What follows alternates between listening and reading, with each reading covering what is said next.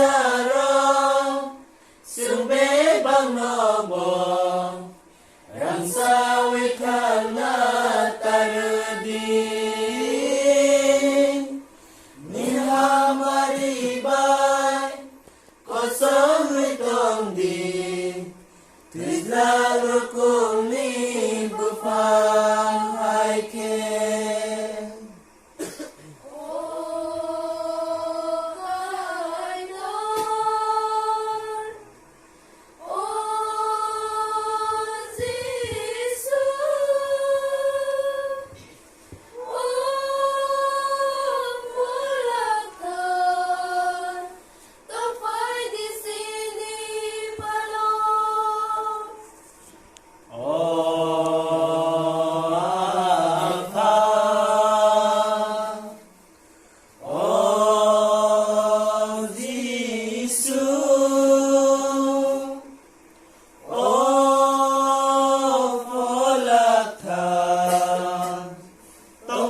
di sini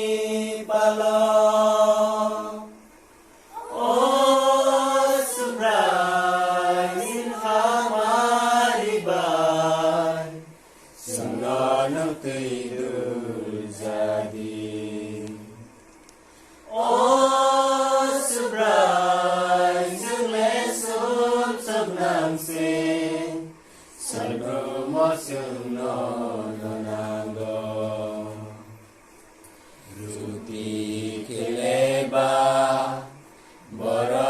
Saibano opung wenung sesarimano Tuisla kisah sawi Tuini kisah tui Yahar sulamai boleno Hamsa makurin Hamsa zapolano Hamsa marunai boneno Ruti keleba Borok saibano Opung wenung sesarimano Tuislam pisah sawi Ini kesatui Lahar sulam nai boneno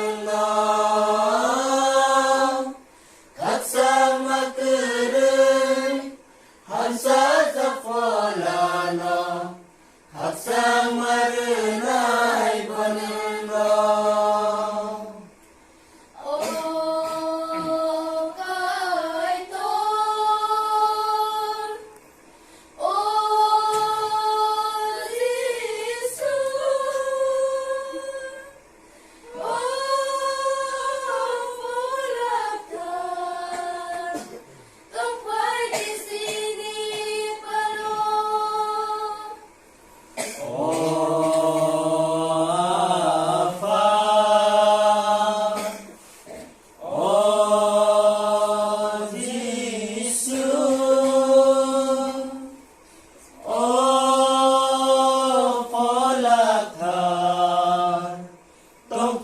di sini palong oh subrai min hamaribai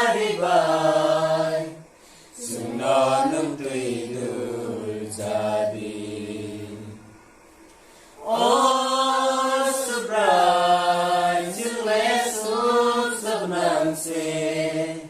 sebelum masuk Sunanu tidur jadi Sadruma sunna